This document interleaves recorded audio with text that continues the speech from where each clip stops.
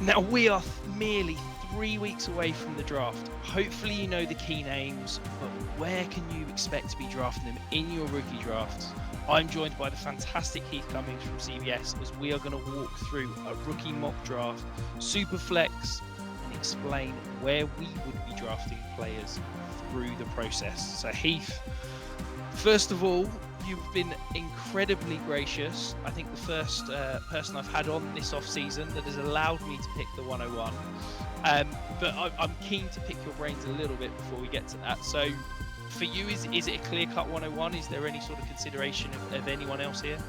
No, it is definitely a clear-cut 101 for me with Caleb at 101 and Superflex. I don't think there's really any other choice. The thing that's really interesting to me, and this kind of came into more view for me yesterday, I had Matt Waldman on FFT Dynasty for our wide receiver preview. And his order of even the top 3 wide receivers was not the same as the consensus or mine.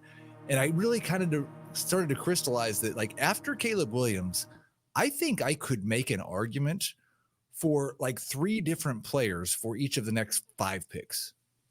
Like, I think I can legitimately make an argument for 2 quarterbacks at pick 2 and 3 wide receivers at pick 2, maybe only 2. But like, it's not a clear set. And what I think will probably happen is after the NFL draft, we're going to have a consensus that comes together, and then you're going to feel silly for going too far against that, like we always do. But as of right now, I do love that kind of opportunity of what there is between picks 2 through 5 or 2 through 6, depending on how you feel about Odunze. But if I'm taking the second pick right now, I'm going to be optimistic.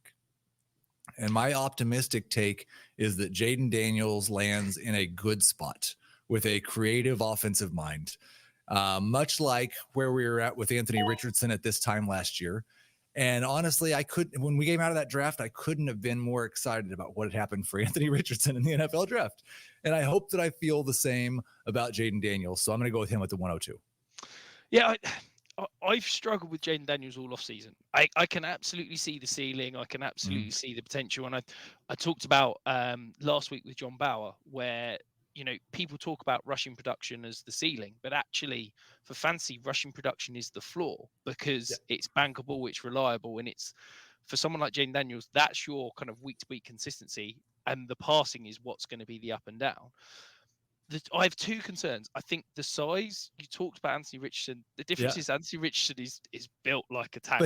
But he's huge, but he can't stay healthy. So well, this is weird. And he's huge and can't stay healthy. Jayden Daniels is tiny. You know, he's tall, but he is skinny. Right. And I mean, if you've not seen the video that Tom put out on our channel of Jayden Daniels refusing to avoid contact and getting absolutely drilled all over the field, it's well worth a good minute because it's great fun.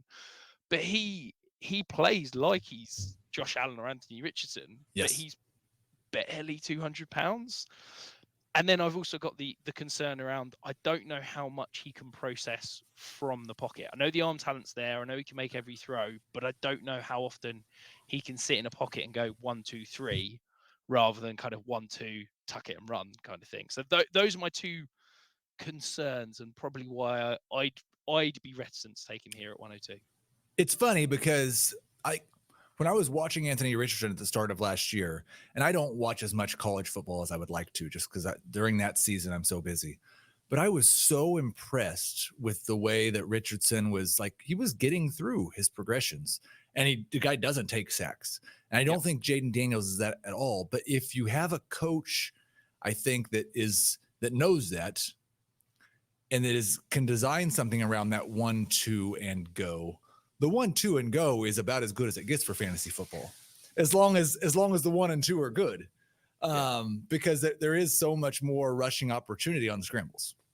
Yeah, absolutely. So are you hoping, when you say a coach, are you hoping that it's Washington with Cliff, or are you expecting him to potentially go somewhere else? I think Washington with Cliff would be very good. I don't think he's the only option, but mostly it's just not New England. My quarterback hope for almost everyone is not New England. I'd like Drake Maye, I think, better in Minnesota than I would Jayden Daniels. But that's not I wouldn't be surprised. And I know that it's probably unlikely, but if the Raiders could get up to that, I feel like the Raiders, knowing him like they do, would design something around that 1-2 and go and be okay with it. Because I think they want to run it 550, 600 times this year anyway. Yeah, well, they've got an offensive play caller that that spent last year with Justin Fields and in Luke Getsy and could potentially, you'd like to think would have several QB designed runs already ready to go. Yes. Well, I'm going to continue the QB run here. I don't think we've seen a draft where Marvin Harrison has fallen outside the top 3, but I'm going to stick to my board. I'm going to take Drake Maye. I think that, there's been a hell of a lot of conjecture and hate, quite frankly, on him over the past probably 3 months. But I still think he's a supreme talent. I think he's got prototypical size, arm strength. I've got very few concerns. And I think, look, let's be honest, there's a chance that any quarterback taken in the first round will bust. Yes. I think it's probably a greater than 50% chance that any NFL quarterback taking the first round will bust. If I'm going to take a shot on a quarterback in a rookie draft, I'm going to bet on a guy like Drake Maye, who has prototypical size, prototypical arm talent, has shown the ability to work all 3 levels from the pocket, read a defense, process correctly, and deliver the ball on time and accurately. And if he misses, okay, I can live with that, rather than shoot for the upside and the potential ceiling elsewhere. I think I'd rather take a safe pick of someone like a Drake Maye. Yeah, and I think if this wasn't my imaginary world where Drake Maye just got picked by the Patriots, then that's exactly what I would do. I don't think I know who's going to be my 102 or 103 at this point. And I think it's really important for people, like most Dynasty managers probably don't establish like a concrete ranking before the draft and have to publish it and have everyone assign their name to that. But for those of us who do, I think it's really important to hold that type of attitude, that this is really, really fluid until we get through the draft and see where everybody is and what the NFL actually thought of these guys. Yeah, absolutely. I think, it's difficult, isn't it? Because you sort of, you get held to, oh, but you had this guy. Well, I have a very clear and defined process of, I have my kind of rookie model is 40% of my ranking at running back, wide receiver, tight end. I have my film grade is 10%, and then 50% is draft capital. And it's like, I'm ranking guys based on where I think they're going to go. But if draft capital changes massively, that's still 50% of my ranking. Like it could have huge impacts on my rankings post-draft compared to pre-draft. So it is quite challenging to, as you said, to kind of nail your colors to the mast and stick those rankings out pre-draft, because so much changes. And I'm really, with all the news about Arizona trading out, like I kind of assumed that I was going to have Marvin Harrison as the clear wide receiver 1, even post-draft, because I just assumed he was going to be the first wide receiver drafted, and he was going to go to Arizona with Kyler Murray, and he was going to see 10 targets a game. And like, it was just going, I'm going to take Marvin Harrison here now. I'm just less certain that that's going to be the case, especially after like talking to Matt Waldman. And he talked about not only does he not have Harrison as his top wide receiver, but he thinks there's a lot of NFL people who don't have Harrison as their top wide receiver. And so I wouldn't be surprised if Malik Nabers is the right answer here. But for right now, I'm expecting Harrison in Arizona as the first wide receiver. I think he has the best floor of these guys. He is the guy for me who is almost certain to be a number 1 wide receiver on his team and a top 20 guy in fantasy for quite a while. Now, I'm not sure he has quite as much upside as Nabers. No, I agree with you 100%. For me, they're 1A, 1B, and it could be, a coin flip as to which one I'd take. I think it's really interesting. We keep hearing about how deep this wide receiver class is. Daniel Jeremiah's got, I think it's 20 in his top 50, or like, it's obscene how deep this wide receiver class is. Yet we keep hearing that there's going to be 3 drafted in the top 10. Well, if you're an NFL general manager and you're sort of thinking, right, there's only 5 tackles that are good, right, and they're all going to go in the first round, but there's potentially 20 wide receivers, would you not go and get your tackle in the first round and come back and get a wide receiver in the second? I just think it's possible. And what if this is just the wide receiver class we're talking about for the next 10 years? And there are 3 that are suddenly right there with Justin Jefferson and Jamar Chase and CeeDee Lamb in the wide receiver rankings. And there's 20 wide receivers that are starters. I'd still rather get one of those Justin Jefferson or Jamar Chase types. Yeah, 100%, 100%. But I just wonder, what I'm saying is, I wonder if we do, there's been the consensus that 3 wide receivers are going to go in the top 10. Right. And that's been the way for the past 3 months. I wonder if as we get to the draft, some of these general managers start looking around and going, yeah, well, actually, maybe I go and grab someone else here because there's a competent receiver in the second round. And I do wonder if that could be, if Arizona trades back, if the Chargers trade back, could that allow some of these wide receivers to fall, and we see something like last year where there was no wide receiver drafted in the top, I think it was 19 picks, and then there was 4 pretty much back to back, wasn't there? So yeah, I think it's going to be fascinating to see certainly how it does play out. For me here, 105, we talked about it. I've got Harrison and Nabers 1A, 1B. So yeah, I'm very happy to take Nabers here. 1B, I think the ceiling is phenomenal. I think his movement ability as a route runner, but also with the ball in his hands, is absolutely incredible. So yeah, very, very excited there. You're now back on with the 106. Do you feel like that top 5, there's a bit of a teardrop now? It's funny because I kind of do, but I also feel like this might be the easiest pick for me yet in the draft because I'm taking Odunze. And so is it possible that there's a teardrop after those top 5 and also a teardrop after pick 6? Because there's not really, for me, like, I guess it's possible that JJ McCarthy goes top 4 and to a good landing spot. And so somehow he sneaks into that spot, but there's not anybody else I'm really considering over Odunze at this spot. Yeah, I agree with you. I think it's this top 6 with the potential for JJ McCarthy to get in there, maybe ahead of Odunze. If he goes 4 to Minnesota, for example, right, then that would be incredibly appealing given the weapons and the offensive line and the play caller. That is who I'm going to take here at the 107, and just cross fingers and pray that it is a good landing spot. It is good draft capital because, I feel like we've had the Malik Willis could go top 5, falls. Will Levis could go top. I think it was 2. He was mocked to at one point. He was fell. He was like plus 200 or something to go number 2 at one point last year. Yeah, it's obscene. Yeah. So hopefully JJ McCarthy is actually going to go, in the top 10 and not be the 3.0 version of those 2. But yeah, I think that I've got concerns about JJ McCarthy given the offense, given the fact that I feel like he's the one that we're projecting most. Yes, there are definite NFL traits. Yes, there is definite potential, but there's an awful lot of projection in his profile compared to some of the other guys. Yeah, I would agree with that. And he's going to be the guy who, and I guess Jayden Daniels is too, because we don't know for sure where he's going. It feels like Maye and Caleb Williams going 1 and Maye's going top 3. It's the other 2. Does one of them fall outside of the top 10 and then they're not getting picked here? And probably the guy who is getting picked here is Brock Bowers, who I will take at pick 8, even though I'm a little bit anti tight end in both round 1 of the NFL draft and round 1 of rookie drafts, but I've seen him going 106, 107. So if I can get 108, that's where I feel like he belongs.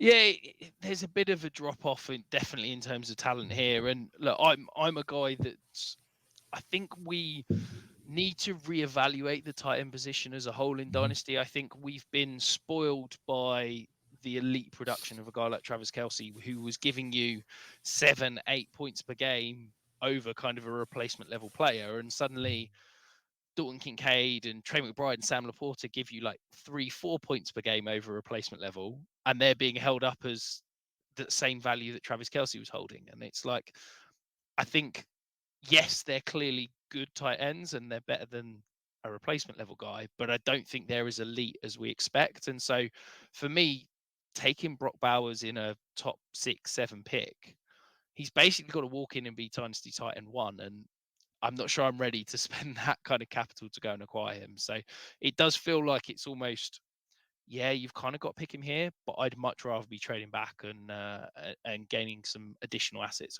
along the way. You're on mute, Heath. Yeah, I agree with you. If I can move back 3 to 4 spots, that would be ideal. Yeah, Yeah, no, absolutely. Well, I'm gonna jump in here at the 109 and take a guy that I feel like I'm gonna end up with a huge amount of in rookie draft. Xavier Worthy, fantastic profile, fantastic talent. I think he could sneak into the first round off the back of that 40 Mhm. time. I'm a little bit devastated because I was a huge Xavier Worthy believer, and then he went and ran that 40, and suddenly everybody else has jumped to the bandwagon. So I feel like my hype has been cooled a little bit, but yeah, at this point, I'm very happy to take him with the 109. Yeah, and I think at one, like, that would have been my pick. This is the first you sniped me. I thought he might fall, but that would have been my pick at 110. And this is the point where, like, realistically, my answer is, what wide receiver are the Bills drafting in round one, or who's the first running back drafted? But we don't know either of those things, and so I will take Brian Thomas, another wide receiver who I think was a bit of a question mark entering the combine as to whether he's a first round wide receiver. But with that size and that speed and that profile, I don't know how he doesn't go in round one. And so that's worth 110 with the information we don't have. Yeah, and you mentioned there running back one. I know when I was on your show, we talked about inserting a running back in this kind of top 9, top 10. Are you expecting? I guess we're looking at Los Angeles Chargers, Cowboys, maybe the Ravens. If one of those teams takes a running back day 2, hopefully round 2, will you expect them to be going in the top 9, 10? I would say yes. I'm gonna, if Worthy goes round 1, or really whoever goes to the Bills is probably going to be that pick 9. And then pick 10, I would expect is going to be RB1. And I wouldn't be surprised if there's 2 of them between pick 10 and pick 12. Yeah, no, I think I'm probably going to be more running back sort of around 11, 12, just because Right. I'm a little bit lower, I think, than consensus on this class and the sort of potential. But yeah, it's going to be hard to pass up, isn't it? If one of those Chargers who are, let's be honest, they're going to want to run the ball a lot. If they draft the running back early day 2, or the Ravens, and we've seen what running backs can do in that offense, I think it could be very appealing. I'm going to stick with the wide receiver trend, though. I'm going to go and grab Troy Franklin. Feels like he's been falling over the last kind of probably 6 weeks since the combine. But I'm really excited. I think if he can slot in the NFL as a 1B in an offense, I think his potential fantasy could be absolutely phenomenal. Are you a Franklin guy? Yes, and I have let the combine influence me a little bit because, like, I thought he and Worthy and Thomas were all pretty close, and I had him actually at the top of the group before the combine. And it's not so much that I'm worried that means he's not going to be good, as I'm worried that means that he's not going to be a round 1 pick, and these other guys are. That makes complete sense. So if he's a middle of round 2 and these guys are going late in round 1, then he probably needs to be behind them. But I did like him a lot before that process. It's just, I don't think that NFL teams are going to ignore it, so I don't think we should completely ignore it. And is that more the athletic testing, the weight that concerned you, or was it just running the gauntlet? Yes. Like, what? That's the thing. Like, what was the good news that came for Troy Franklin during the combine? I think you can guy has a good combine and runs a slow 40. Who cares? Guy has a great combine and weighs 165 pounds. Who cares? The guy is like just taking hit after hit after hit, it seemed like. And so, yeah, it was the combination. I would like, and you can tell I'm a little bit sheepish about the idea of letting the combine affect me, but it's not irrelevant. Yeah, it's hard to watch that and not take something away from it, because certainly for me, it made me go back and look at the film and say, okay, I had this guy as an above average route runner. If he can't run the gauntlet, what's going on here? Is this, am I seeing something different here? So yeah, Right. it certainly made me go back and reevaluate as such. And But, sorry, go on. no, I was gonna say, and then I think at 112, I have to keep the there's a drinking game on the on my show about, I have to, every podcast I do, I have to mention Blake Corum to the Chargers. So let's just assume Blake Corum went to the Chargers in round 2. And I don't think Blake Corum's the best running back in this class, but I do think it's highly likely that he's going to get drafted into a good situation. Yeah.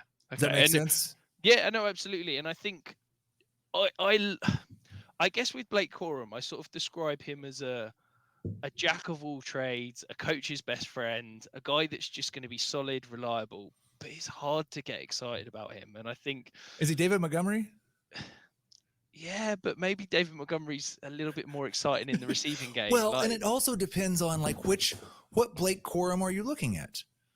Because Blake Corum early in college looks like a super. It seems like the injuries really hampered him later in his yeah, college career, and I generally am of the mind that at that young of an age, that's not something that's long lasting. But there are guys like Juju Smith-Schuster who have a couple of injuries, and all of a sudden they're just not the same guy anymore. So I think that's a little bit of speculation. yeah, absolutely. And it's, it just feels like, I guess, at the running back position, perhaps I'm more interested in chasing that upside than Right. kind of I feel like Blake Corum's going to be a solid double, and I feel like there's probably the lowest bust potential of any of the running backs in this class, but I just don't know quite what that kind of upper end ceiling is. But with the first pick in the second round, I'm gonna go back to the quarterback. Well, Yeah. I think Michael Penix has got the potential to go in the first round. I think, yes, he doesn't create a structure. Yes, he doesn't add that kind of rushing potential. But as a pocket passer, as a processor, I think he's up there as one of the top in this draft class. And I think that he could, go in and be a NFL ready fantasy producer very early in his career. So to get him in the second round, I'm expecting him to get late first round, if not early second round draft capital. So I'm happy with that sort of value here. And I think that's the distinction. If it's late first round draft capital, then he's definitely a first round rookie pick. And if it's the second round draft capital, then it's kind of borderline whether he is. But I just don't understand, because you mentioned it, like not that big of a threat with his legs. How can you be that fast and not be a big threat with your legs? I think it's a willingness to rush, isn't it? I think we've seen, if you think of like Dak after his I can't remember if it was ankle or leg break. Yeah. He didn't rush for 2 years basically, and obviously Michael Penix has had 4 season-ending injuries, multiple ACLs. Like, I wonder if he's got the athleticism to rush, but he's not wanting to get out the pocket and welcome on those hits, and he'd rather be a pocket passer. If he gets to the league, as you said, the athleticism's there. Right. If he gets to the league and decides that he's going to start tucking it and running, it opens up, hopefully a higher fantasy ceiling and potentially some rushing production. But I think that he can operate from the pocket as a, I feel like I always say Tua for every pocket passer, but as a Tua level prospect. That's absolutely fine. I'll be the mark here. I will stick with the running backs, and I'll take the guy who I do think is the most talented running back in this draft, Jonathon Brooks. He just hasn't. I don't know how much we can expect from him in year one, and I think the draft capital might suffer a little bit because of that. But if he's the Dallas Cowboys selection in round 2, then he's a round 1 draft pick. But we'll just have to see where he goes. Yeah, absolutely. And you've perfectly sniped me there, because I really like Jonathon Brooks. He's my RB1. I think that, was he healthy, I think he'd be in the conversation of that top 8. Yep. For me, even if he redshirts a year, I'm happy taking him at this point in the draft. I think he's got the most all-round profile. I think as a pure one-cut runner, he's one of the best I've seen in the last few years. So yeah, I'm very excited about. Well, and I think we talked about this when we talked before, but like if you're a contending team at the end of round 1 and you're not in love with those wide receiver options, trying to trade back a couple spots with a team that earned 201 or 202 or 203, and they can have the wide receiver and you can have Jonathon Brooks, and it works out pretty well. Yeah, absolutely. I love that move. I'm going to stick with the running back position. I'm going to go with my running back 2, which is Trey Benson. Yep. I think if we're removing Jonathon Brooks, I think Trey Benson's probably the other back that I think could be a 3-down workhorse in the league. I'm expecting the league to like him, given the athleticism and, the combine testing, and think he could be a sneaky hit for redraft this year if he does get, round 2 draft capital. We see running backs hit for redraft time and time again. So yeah, even if he doesn't have that longevity, hits year 1, potentially sell him off and hopefully make a profit. I will move back to the wide receiver position happily. And this is a guy who actually went up for me because of the combine, but Lad McConkey. Like, I think that people see him and think that this is maybe, you know, they have certain ideas because of prototypical slot white wide receiver, but his athleticism at the combine really impressed me. And so I would expect he's going to get that early day 2 draft capital and get a chance to produce in year 1. And I get a little scared of him at the end of round 1, but at this spot, I feel really good about it. Yeah, I just want to see. I wanted to see more production. It feels like he never really produced phenomenal numbers, and he had some decent per snap numbers, you know, target route run and yards per route run numbers, but he never really put it all together. And it's like, yeah, okay, Georgia had plenty of other options, and obviously Brock Bowers was a huge part of that offense, but I guess for me to want to be excited about him, I just wanted to see a little bit more. But I think, as you said, 204, it's really good value and a nice little pick here. I'm going to stick with the wide receiver position. I'm going to draft a guy that I don't think I've drafted at all yet this offseason. I'm not a big fan of his, but at this point, I feel like I've got to bet on the athleticism, the fact that I think he could be a round 1 pick in the NFL draft. Keon Coleman. I don't know if he's going to put it all together, but I'm happy to take a punt on pure upside at the 205. Yeah, I also am not a big fan of him, but I get kind of like what we said about McConkey. Like if he's in the middle of round 2, then the upside is worth the obvious risk. I'll go back to the quarterback position. I don't have a lot of faith in the Broncos or in Sean Payton, but I am getting the sneaking suspicion that they're going to be starting Bo Nix next year. And so, yeah, I'll take Bo Nix at the 106 and hopefully, or 206, and hopefully Sean Payton can gimmick his way to 4,000 passing yards. It would be absolutely wild if they get rid of Russell Wilson for Bo Nix. I just don't see it at all with Bo Nix. But yeah, no, that's fine. Go and spend $80 million to get rid of a quarterback, and then pay up to get a very mediocre, very low ceiling option in Bo Nix. So yeah, I don't get it, but that would probably be a Sean Payton move. Let's be honest. So go on. No, exactly. I was just agreeing. So I'm going to stick with the running back trends. We've seen a few fly off the board recently. I'm going to go Bucky Irving. I think that the combine had me a little bit concerned. That weight adjusted 40 time wasn't where I wanted it to be. Made me go back to the tape, and I still believe in the talent. I still believe in the athleticism. I think that the on-field speed, the on-field athleticism is there. I'm not quite sure what happened in the 40, but I think he's got game-breaking potential, and I think he walks into the NFL as a kind of satellite back, third down back plus, and he could be a phenomenal kind of lightning to, dare I say it, Gus Edwards' thunder, something like that. I think it could be a really nice 1-2 punch. Okay, I will. I think this is the point in the draft where we should be relatively heavy on these running backs, especially the guys who are going in round 2 or round 3, and hopefully one of them is Jaylen Wright. The football guys kind of turned me on to him more, and I wish there was a little bit more in terms of total production, but I like, again, another guy who I think could be a big play home run hitter for a team right away. Yeah, I think the flashes are there. Again, like I was saying about Lad McConkey, I guess I just wanted to see it more. I wanted to see consistency. There are absolutely plays, but I don't know if I saw it enough, kind of down in and down out as such. I'm going to go with the tight end position. I'm going to go grab Jatavian Sanders, another guy that seems to have fallen slightly after the combine. That weight adjusted 40, again, didn't do him wonders, but I think this guy is a phenomenal kind of down the seam threat. I think he's good with the ball in his hands. I think he could be really fantastic in the NFL. So yeah, late second. Let's take a punt at the tight end position. I will. I'll swing us back to wide receiver. It's been too long since we've taken one of those. I'll take Ricky Pearsall out of Florida. Thomas Schaefer, our producer, a big fan of his. Matt Waldman, a big fan of his. I think, again, another guy who has the big playability. Another guy who might be lacking a little bit in certain areas of the production profile, but I do think that he could step in and play right away. Perfect. And then my last pick, I'm going to go back to the quarterback position. And this is perhaps going to surprise a few people, but I really think Spencer Rattler is going to go on day 2. I think he has got the arm talent of probably he's top 3 in this class in terms of pure arm talent. And I think the NFL are going to love him. And I think that if he does go day 2, getting him at the back end of the second rounds could be an absolute steal when we look back at this draft in kind of 2-3 years time.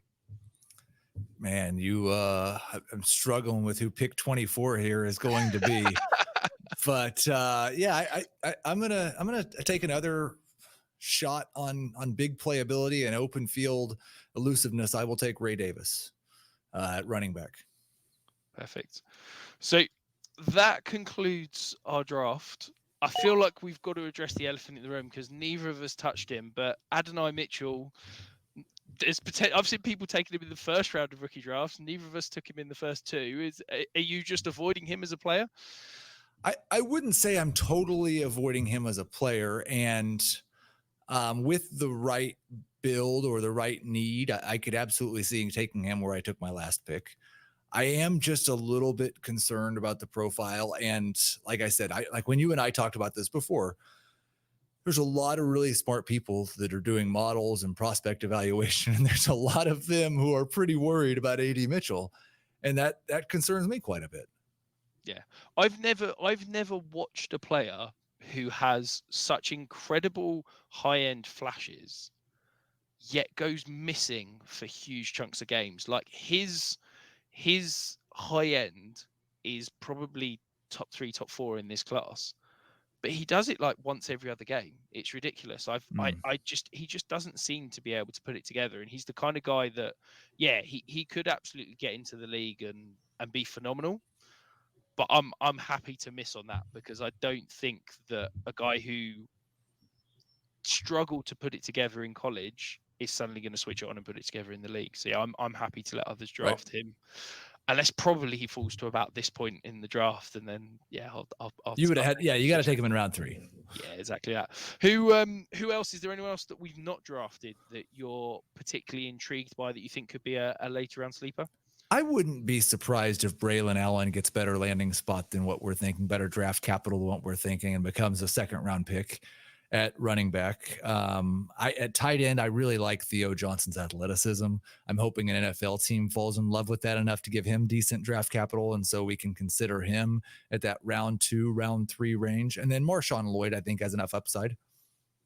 Yeah, no, I love the Theo Johnson shout. He sort of feels like he has all the tools to potentially put it together and be a good NFL. And talent. Malachi Corley, I didn't at wide receiver. I didn't say him either. Yeah, no, love that as well. And I'll throw in Tez Walker. There's some question marks there. Obviously, had a horrendous Senior Bowl, but I think the talent and the athleticism is there that he could potentially be there. But Heath, thank you ever so much for taking time to come on. It's been an absolute delight having you on. Can you remind everyone where can they find you? Where can they find your work if they don't already know? Yeah, you can find me on Twitter at Heath Cummings SR. You can find all my written content at cbssports.com, and you can find our podcasts, Fantasy Football Today and Fantasy Football Today Dynasty, anywhere you find podcasts. Beautiful. Go and check out their work. It is absolutely phenomenal. And if you are here, you've not hit that subscribe button, go ahead and do that now.